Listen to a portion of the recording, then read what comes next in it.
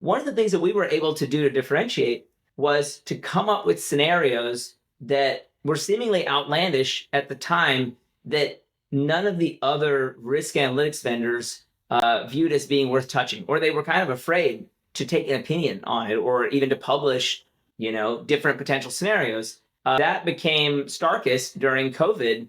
We were covering COVID in January of 2020 and then in early February of 2020 before, really hit home in the United States. And what were our competitors doing? They were afraid to take an opinion on something that was new, unheard of, and didn't want to scare folks. What we did, we had good, bad, and ugly scenarios based on an event that was new and was kind of at the edges of reasonability. Nobody thought that that could happen. So that was just one example, but throughout the more than a decade that we operated that business before selling it, we were constantly early. Whatever the news media was, we were early to generate a scenario, and that enabled us to be sometimes weeks or months ahead of the big players, the big Wall Street players, and other more formal software companies that had like a multi-step approval process.